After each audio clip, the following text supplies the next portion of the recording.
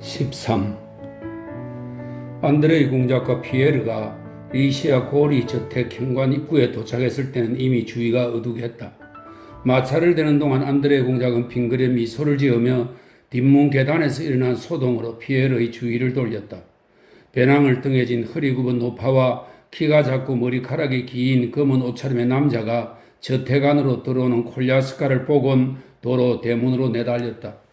여자 둘이 그들을 뒤쫓아 달려나오더니 네 사람 다 콜야스카를 둘러보고 깜짝 놀라 뒷문 계단으로 달려 올라갔다. 마시아의 하나님의 사람들이네. 안드레이 공작이 말했다. 우리를 아버지로 착각한 거야. 마시아가 아버지의 뜻에 순종하지 않는 유일한 한 가지야. 아버지는 저 순례자들을 내쫓으라고 명령하시는데 저 애는 저 사람들을 받아들이거든. 하나님의 사람들이란 게 뭔데요? 피에르가 물었다. 안드레이 공작은 미처 대답할 틈이 없었다. 하인들이 그들을 맞으러 나왔고 그는 노공작이 어디에 있는지 곧 돌아올지 물었다.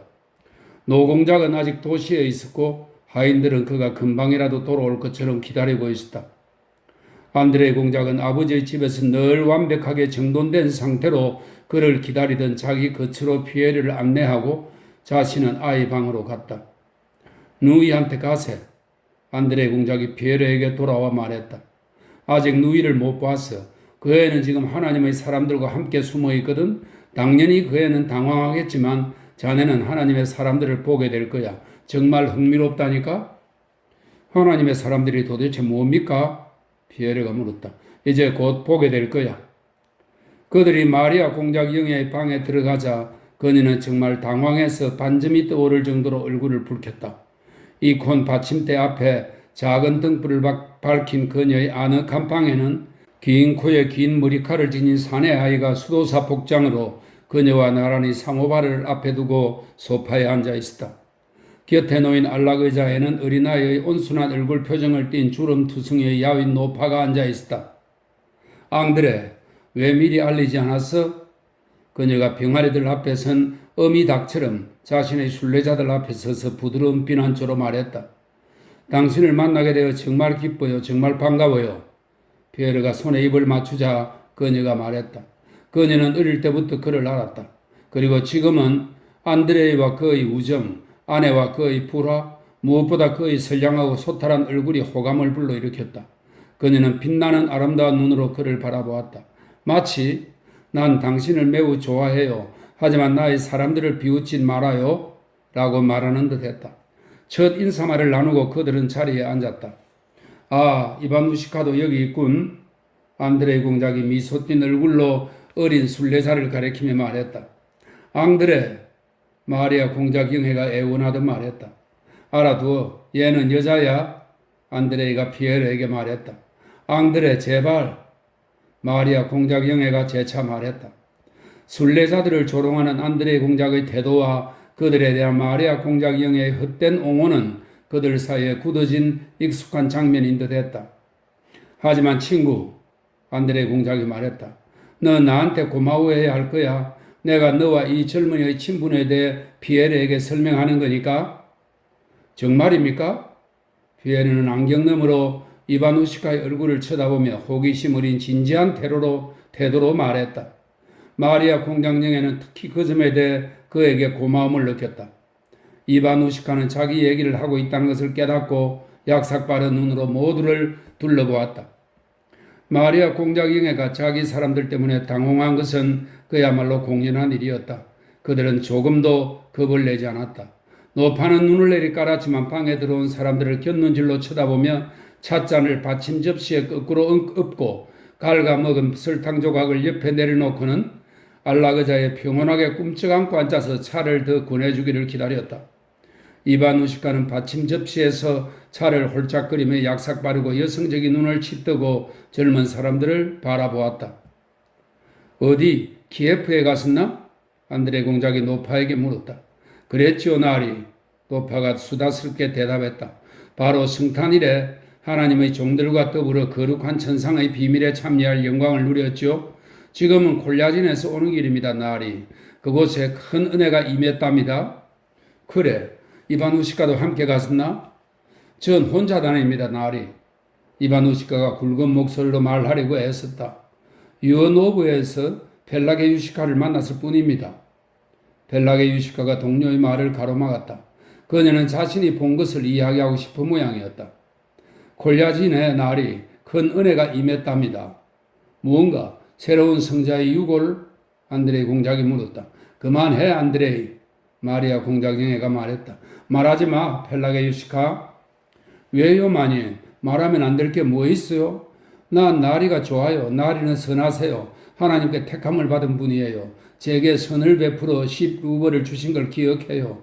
키예프에 갔는데 기류사가 제게 말하는 거예요. 그 유로디비는 겨울이고 여름이고 맨발로 다니는 진정한 하나님의 사람이에요. 왜 엉뚱한 곳을 돌아다녀? 콜라진으로 가. 그곳에 기적을 행하는 이콘이 거룩한 성모가 나타나셔서 그러는 거예요. 전 그 말에 하나님의 종들과 작별하고 길을 떠났지요. 모두 입을 다물었고 순례자 노파 혼자 이따금 숨을 들이마시며 고른 목소리로 말했다. 그곳에 갔더니 말이죠. 날이 사람들이 제게 말하는 거예요. 큰 은혜가 임했다. 성모의 뺨에서 성류가 뚝뚝 떨어지고 있다. 자, 좋아요, 좋아. 나중에 이야기해요. 마리아 공작영애가 얼굴을 붉히며 말했다. 이 여자에게 물어봐도 됩니까? 피에르가 말했다. 자네가 직접 보았나? 그가 물었다. 그럼요, 나리. 제가 직접 뵐 영광을 누린걸요. 얼굴에 천상의 빛 같은 광채가 나고 성모의 뺨에서는 성류가 계속 뚝뚝 떨어지고 또 계속 떨어지고. 그건 틀림없이 속임수야. 순례자의 말을 주의 깊게 듣던 피에르가 순박하게 말했다. 아, 나리 무슨 말씀을? 펠라게 유시카가 보호를 기대하는 눈길로 마리아 공작영애를 바라보며 겁에 질려 말했다. 민중을 속이는 거야. 그는 거듭 말했다. 주 예수 그리스도시여. 순례자가 성호를 그으며 말했다. 오, 그런 말씀 마세요, 나리. 어떤 장군님도 그런 식으로 믿지 않고 말했죠. 수도사들이 속이는 거야. 라고요. 그런데 그렇게 말하자마자 눈이 멀어버렸어요. 그리고 페체르스카야의 성모님이 그분을 찾아와서 나를 믿으라. 내가 너를 고치리라 하고 말씀하시는 꿈을 꾸었답니다. 그분은 조르기 시작하셨죠. 나를 데려가. 나를 성모님께 데려가. 정말 있었던 사실을 나리께 말씀드리는 거예요. 제가 직접 보았어요. 사람들이 눈먼 그분을 성모님께 고창 데려갔어요. 그분은 성모님께 다가가 바닥에 엎드려 말해요. 고쳐주십시오. 자르께서 하사하신 것 전부를 당신께 바치겠습니다. 이러는 거예요. 제가 직접 봤다고요. 나리, 성모님 이콘에 별 하나가 박혀 있었다고요? 결국 장군님은 눈을 떴죠. 그렇게 말하는 건 죄예요. 하나님이 벌하실 거예요. 순례자가 훈계조로 피에르를 향해 말했다. 어떻게 별이 갑자기 이콘에 나타났을까? 피에르가 물었다. 성모님도 장군으로 승진하신 건가?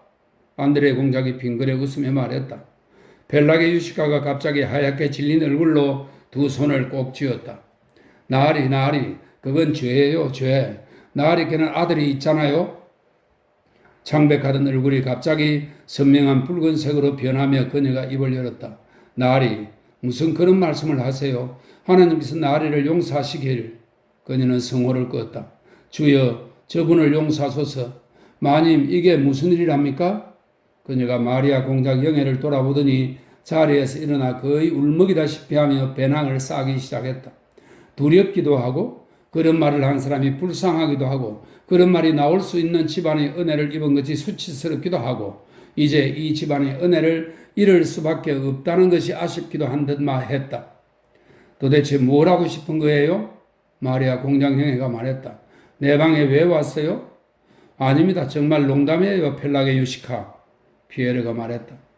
공작 영애, 이 여자에게 모욕을 줄 생각은 정말 없었습니다. 그냥 말해본 겁니다. 신경 쓰지 말게 농담한 거네. 그는 개면쩍게 웃으며 자신의 죄를 씻고자 이렇게 말했다. 펠라게 유시카가 미심쩍어하는 눈치로 멈추었었다. 그러나 피에르의 얼굴에 진심으로 후회하는 빛이 역력하고 안드레의 공작도 너무나 온화하고 진지하게 펠라게 유시카와 피에르를 번갈아 바라보아서 그녀는 조금 누그러졌다. 14. 순례자는 마음을 가라앉혔다. 그리고 다시 이야기를 이어가게 하자 손에서 향냄새가 날 정도로 거룩한 삶을 산 안필로의 신부에 대해 또 최근 기예프 순례 중에 아는 수도사들에게서 동굴의 열쇠를 받아 딱딱하게 마른 빵을 가지고 동굴에 들어가 꼬박 이틀 밤낮을 하나님의 종들과 보낸 일에 대해 오랫동안 이야기했다. 한 성물에 기도를 하고 기도문을 잠시 읽은 후 다른 성물로 가지요. 잠깐 눈을 붙이고는 다시 성물에 입을 맞추러 가요. 마님, 어찌나 고요하고 어찌나 행복한지 하나님이 창조한 이 세상으로 나오고 싶지 않답니다. 피에르는 진지하게 그녀의 말을 들었다. 안드레이 공작이 방에서 나갔다. 뒤이어 마리아 공작 영애가 하나님의 사람들이 차를 마지막에 남겨두고 피에르를 응접실로 안내했다. 당신은 정말 친절한 분이에요? 그녀가 피에르에게 말했다. 아, 정말이지 그 여자에게 모욕을 줄 생각은 없었습니다. 나도 그런 감정을 잘 알고 또 높이 평가합니다. 마리아 공작령에는 말없이 그를 바라보고 부드럽게 미소를 지었다. 난 당신을 오래전부터 알았고 친형제처럼 사랑해요. 그녀가 말했다. 안드레이는 어떤 것 같아요? 그녀는 그 상냥한 말에 대한 답변으로 무언가 말할 틈을 그에게 주지 않고 서둘러 물었다. 안드레이 때문에 걱정이에요. 겨울에는 건강이 좋아졌는데 지난 봄에 상처가 다시 벌어졌어요. 의사 말이 치료를 받으러 가야 한댔어요. 정신적인 면에서도 난 안드레이를 몹시 걱정하고 있어요. 그는 우리 여자들처럼 자신의 슬픔 때문에 괴로워하거나 우는 성격이 아니에요. 그걸 속에 담아두어요. 오늘 오빠는 쾌활하고 활기찼어요. 하지만 그건 당신의 방문이 영향을 미친 거예요. 그런 모습은 좀처럼 보기 드물어요. 만약 당신이 외국으로 떠나라고 오빠를 설득할 수만 있다면 오빠에게는 활동이 필요해요. 이 평탄하고 조용한 생활이 오빠를 죽이고 있어요. 다른 사람들은 알아차리지 못하지만 내 눈엔 보여요. 9시가 지나 노공작이 탄 에키파시의 방울 소리를 들은 하인들이 현관 계단으로 달려나갔다. 안드레이 공작과 피에르도 현관 계단으로 나갔다. 이 사람은 누구냐? 카레타에서 내리던 노공작이 피에르를 보고 물었다. 아, 정말 반갑네. 입을 맞춰보게나? 낯선 젊은이가 누군지 알아보고 그가 말했다. 노공작은 기분이 좋아 피에르를 다정하게 대해주었다. 밤참 전에 안드레이 공작이 아버지의 서재로 다시 돌아왔을 때 노공작은 피에르와 열띤 논쟁을 벌이고 있었다. 피에르는 더 이상 전쟁이 없는 때가 올 것이라고 주장했다. 노공작은 그를 야유하면서도 화내지 않고 반박했다. 혈관에서 피를 모조리 뽑고 물로 채우게. 그럼 전쟁이 없어질 거야. 여자들의 헛소리야, 여자들의 헛소리. 그는 이렇게 말하면서도 피에르의 어깨를 다정하게 두드리고는 탁자로 다가갔다. 탁자 곁에는 안드레이 공작이 대화에 끼이고 싶지 않은 듯 노공작이 도시에서 가져온 서류를 뒤적이고 있었다. 노공작이 그에게 다가가 업무 이야기를 하기 시작했다. 귀족 회장인 로스토프 백작이 인원의 절반을 내놓지 않았어. 도시에 와서는 식사에 초대할 생각이나 하고 말이다. 내가 그 작자에게 진짜 만찬을 보여주었지. 이걸 좀 보거라. 그래 얘야. 니콜라이 안드레이치 공작은 피에르 어깨를 툭툭 치며 아들에게 말했다. 너희 친구는 훌륭한 젊은이구나. 마음에 들어. 나를 불태우는구나. 다른 한 녀석은 똑똑한 말을 한다만 그 말은 듣고 싶지 않아. 이 친구는 헛소리를 하는데도 노인인 나를 끌어오르게 해. 자, 가라, 가. 그는 말했다. 어쩌면 나도 너희 밤참 자리에 함께 할지 모르겠다. 그때 다시 논쟁하도록 하지. 우리 집 멍청이 마리아 공장 영애를 사랑해주게. 그는 문 안쪽에서 피에르에게 소리쳤다. 리시에 고리에 와서 피에르는 비로소 자신과 안드레이 공작의 우정이 지닌 힘과 매력을 제대로 평가할 수 있었다. 그 매력은 안드레이 자신과의 관계에서보다는 모든 육친과 가족 구성원들과의 관계에서 잘 드러났다. 피에르는 그들을 거의 몰랐지만 엄한 노공작과 온순하고 소심한 공작 영애를 인해 오랜 친구로 느꼈다. 그들 모두 피에르를 사랑하고 있었다. 순례자들을 대하는 피에르의 온화한 태도에 마음을 빼앗겨 더없이 반짝이는 눈으로 그를 바라보던 마리아 공작 영애뿐만 아니었다.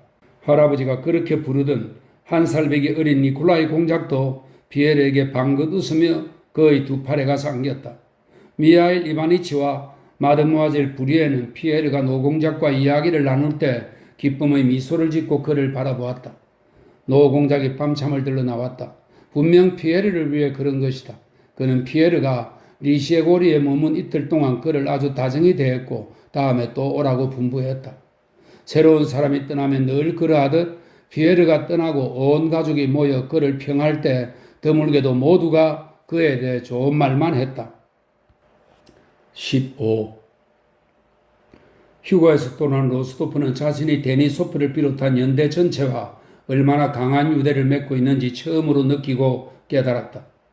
연대에 다가가고 있을 때 로스토프는 보바르스카야 거리의 집에 이를 때와 비슷한 감정을 경험했다. 자기 연대의 군복을 입고 단추를 풀어헤친 첫 경기병을 보았을 때 머리털이 붉은 데멘티예프를 알아보고 젓갈색 말들을 메어두는 말뚝을 보았을 때 라브루스카가 주인을 향해 백장님이 오셨다 하고 기뻐 소리치자 침상에서 자던 데니소프가 흐트러진 머리카락으로 참으에서 뛰쳐나와 그를 껴안고 장교들이 도착한 사람에게 모여들었을 때 로스토프는 어머니와 아버지와 누이들이 껴안았을 때와 똑같은 감정을 느꼈고 기쁨의 눈물로 목이 메어 말을 할 수가 없었다. 연대도 집이었다.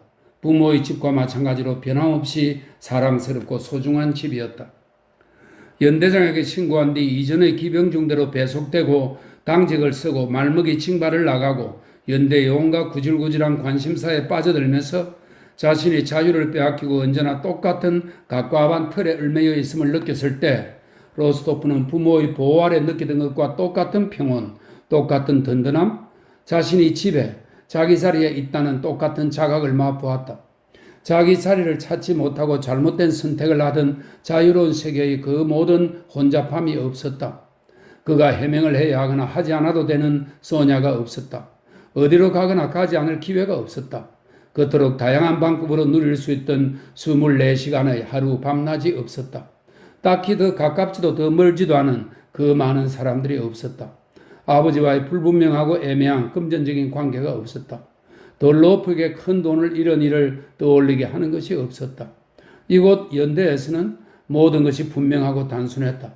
온 세상이 불균등한 두 부분으로 나뉘어 있었다. 하나는 우리의 파블로그라트 연대이고 다른 하나는 그 외의 모든 것이었다. 그 나머지와는 아무 볼일이 없었다. 연대 안에서는 누가 중위이고 누가 대위인지, 누가 좋은 사람이고 누가 나쁜 사람인지, 무엇보다 누가 동료인지 모든 것이 알려져 있었다. 종군 매점의 상인은 외상으로 물건을 주고 봉급은 4달에 한 번씩 받는다. 딱히 국내하거나 선택할 것이 아무것도 없고 그저 연대에서 나쁘다고 여겨지는 것만 하지 않으면 된다. 파견될 때는 분명하고 확실하게 규정과 명령을 따르면 된다. 그러면 다 잘 될 것이다. 연대의 이 같은 일정한 생활 속으로 다시 들어온 로스토프는 피로에 지친 사람이 쉬려고 누울 때 느낄 법한 기쁨과 평온을 맛보았다. 가족들이 아무리 위로해도 도저히 스스로 용서가 안 되는 행동이었던 돌로프에게 돈을 잃은 후 그는 예전과 다르게 군생활을 하겠다고 자신의 과오를 씻기 위해 열심히 복무하고 아주 탁월한 동료이자 장교, 즉 훌륭한 인간이 되겠다고 결심했다. 그것은 세상 속에서는 그토록 어려운 일이었지만 연대에서는 충분히 가능한 일로 보였다. 그만큼 이번 원정 동안 연대 생활은 로스토프에게 큰 위안이 되었다. 도박에서 돈을 잃은 이후 로스토프는 5년 안에 그 빚을 다 갚기로 결심했다. 1년에 1만 루블을 송금받았지만 이제는 2천 루블만 받고 나머지는 빚을 변제하기 위해 부모에게 맡기기로 마음먹었다. 수차례의 퇴각과 진격, 그리고 풀투스크 전투와 프로이센형 아일라우 전투 이후 아군은 바른텐슈타인 부근에 집결했다. 군주가 도착하고 새로운 전투가 시작되기를 기다렸다. 1805년 원정에 참가한 군단 소속이었던 파블로그로트 연대는 러시아의 병력을 보충하느라 전쟁의 첫 군사활동에 늦었다. 파블로그라트 연대는 풀투스크 전투에도 프로이센형 아일라우 전투에도 참가하지 않았고 전쟁 후반 실전부대에 합류하여 플라토프의 분견대에 편입되었다. 플라토프의 분견대는 본대와 관계없이 독자적으로 행동했다. 파블로그라트 연대병사들은 여러 차례 적과의 교전에 참가하여 적을 생포하고 우디노 원수의 에키파시를 탈취하기까지 했다.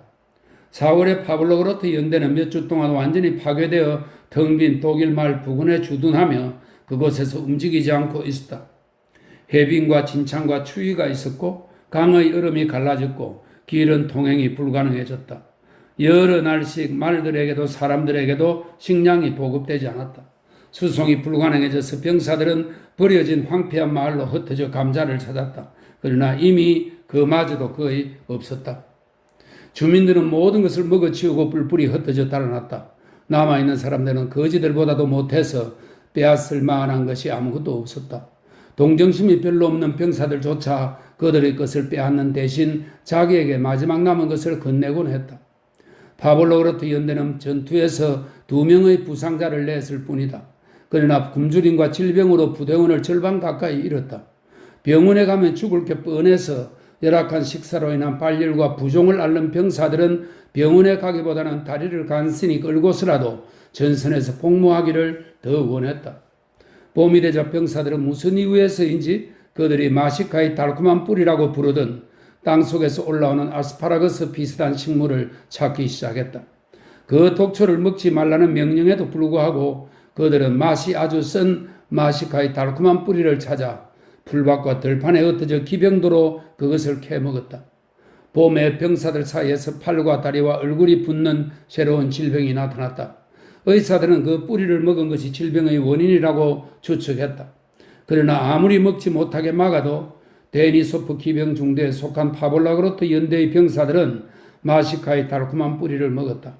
한 사람당 겨우 반 푼트씩 배급받은 금빵으로 이미 2주를 끈 데다 마지막 보급품으로 온 감자는 얼거나 싹이 난 것이었기 때문이었다. 말들도 2주째 지붕의 짚을 먹어서 볼품없이 야위고 뭉텅뭉텅 털이 빠진 채 겨울털로 덮여 있었다. 이 같은 고난의 직면에서도 병사들과 장교들은 여느 때와 다름없이 지냈다. 창백하게 부은 얼굴을 하고 누더기가 된 군복을 걸쳤어도 경기병들은 여전히 점호를 위해 정렬하고 청소를 하고 말과 장비를 손질하고 여물 대신 지붕의 집단을 끌어 나르고 식사를 하러 소트로 나갔다가 역겨운 음식과 자신의 허기를 조롱하며 줄인 채로 속가에서 일어나곤 했다. 여가 시간에도 여느 때와 다름없이 병사들은 모닥불을 지피고 옷을 벗은 채 불 옆에서 땀을 빼고 담배를 피우고 싹이 난 썩은 감자를 굽고 포튠킨과 스보로프의 원정 이야기나 악당 알레오사와 사제의 모습 미콜카에 대한 옛날 이야기를 하고 들었다. 장교들도 평소와 다름없이 지붕이 벗겨진 반쯤 허물어진 집에서 2~3명씩 지냈다. 상급자들은 집과 감자를 구하는데 대체로 병사들의 먹을거리를 찾는데 여념이 없었고 하급자들은 여느 때처럼 누구는 카드 놀이를 누구는 못 던지기와 나무토막 쓰러뜨리기 같은 순박한 놀이를 했다. 전투의 전반적인 흐름에 대해 말하는 사람은 적었다. 긍정적인 것은 아무것도 알지 못하는 데다 전쟁의 전반적인 상황이 나쁘게 흘러가고 있음을 어렴풋이 느끼고 있기 때문이었다. 로스토프는 예전처럼 데니소프와 함께 지냈는데 그들의 우정은 휴가 이래로 더 끈끈해졌다. 데니소프는 로스토프의 가족에 대해 한 번도 말을 꺼내지 않았다.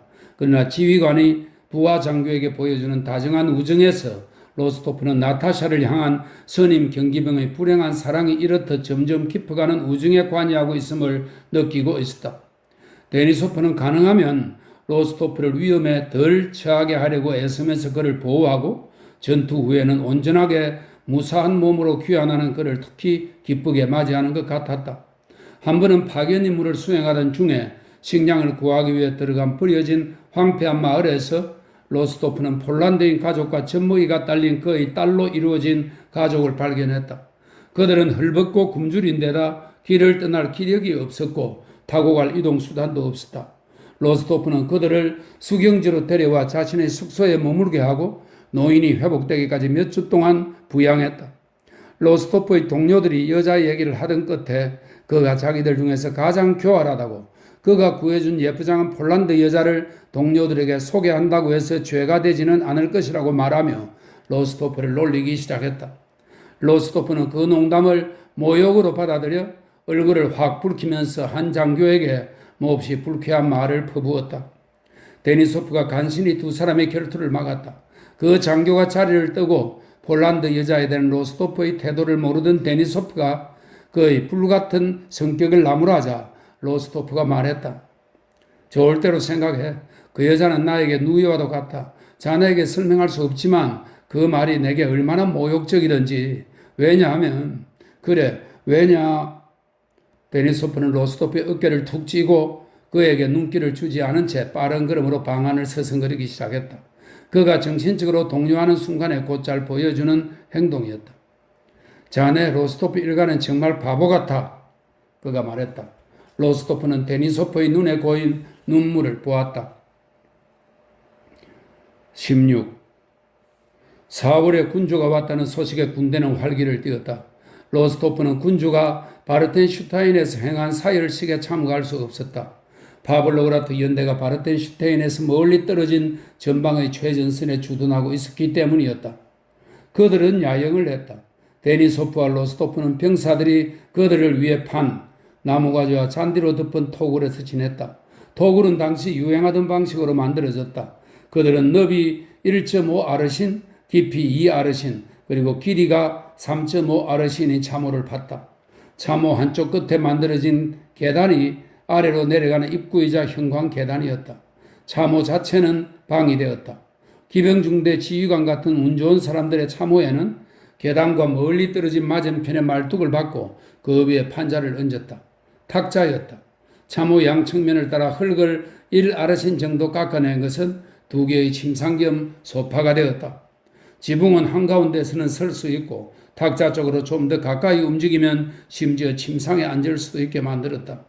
그의 중대병사들에게 사랑을 받아 호화롭게 지내던 데니소프의 토굴에는 지붕 박공에 판자를 대고 깨지긴 했지만 잘 이어붙인 유리를 그 판자에 끼워 놓았다.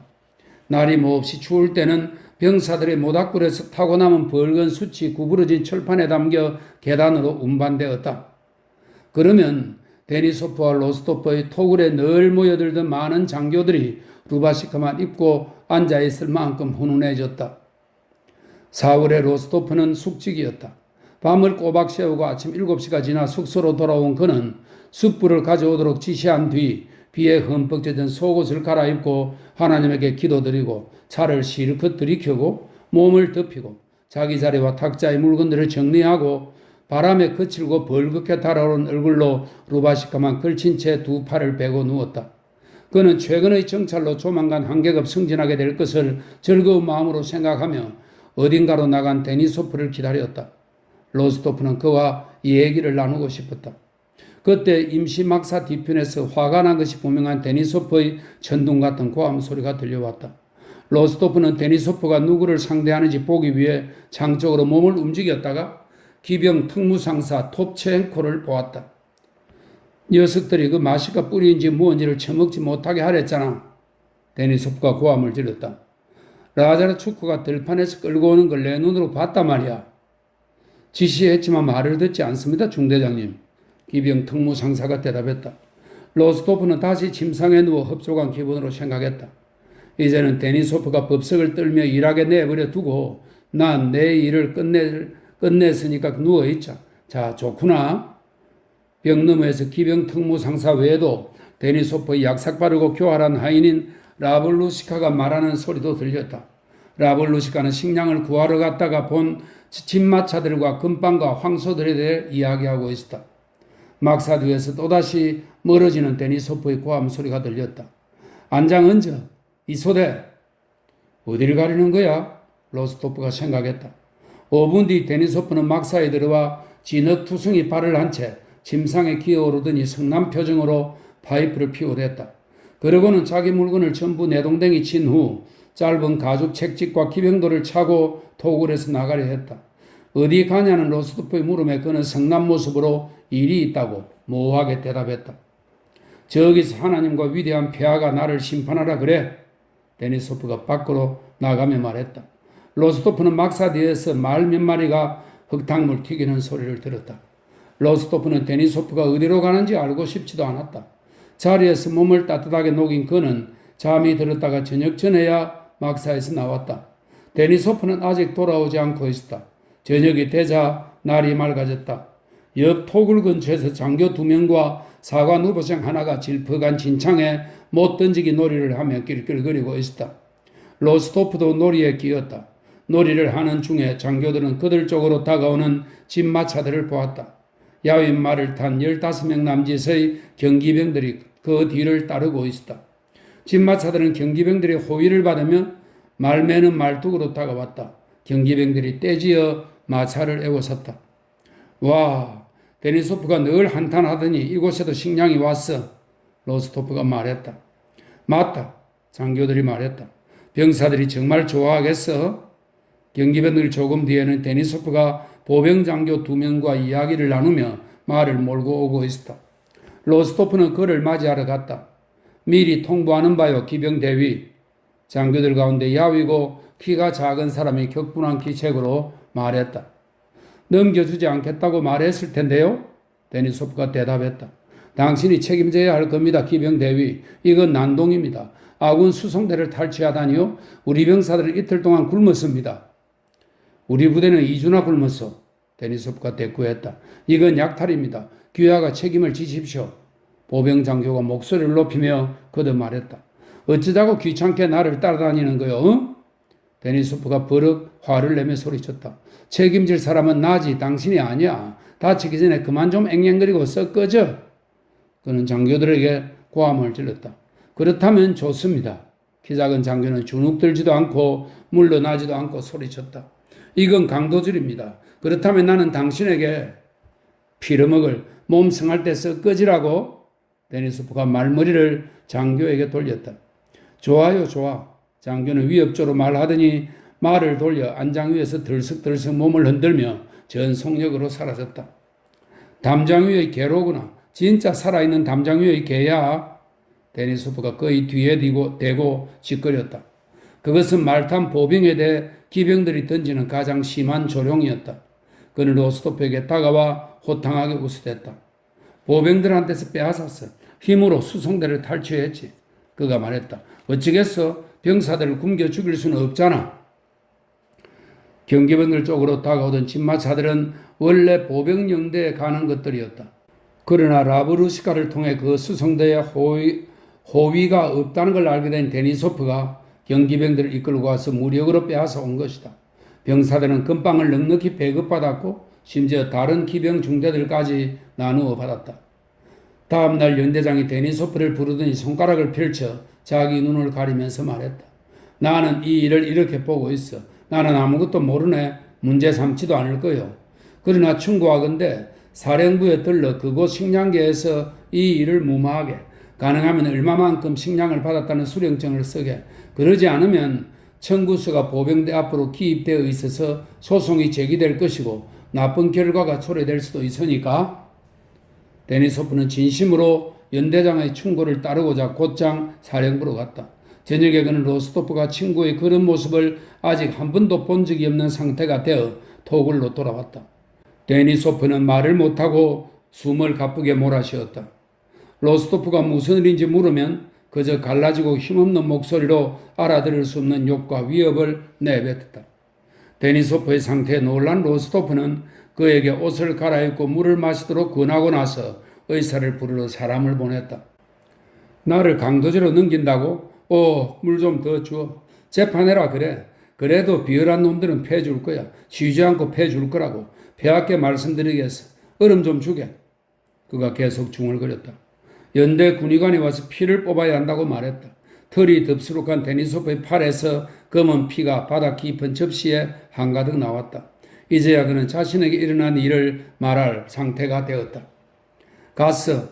데니소프가 이야기했다. 어이, 여기 자네들 지휘관 어디 있나? 기다려 주시겠습니까? 나는 근무가 있는데도 30번 있었더나 말을 몰고 왔어. 기다릴 시간 없어. 보고해. 마침 그 도둑들의 우두머리가 나오더군. 그자도 나를 가르치려 드는 거야. 이건 약탈입니다. 내가 말했지. 약탈은 자기 병사들을 먹이기 위해 식량을 가져가는 게 아니라 호주머니를 채우기 위해 가져가는 거다. 잘했지. 그자가 말하더군. 식량계에 가서 수령증을 쓰십시오. 그럼 당신 사건은 명령에 따라 회부될 것입니다.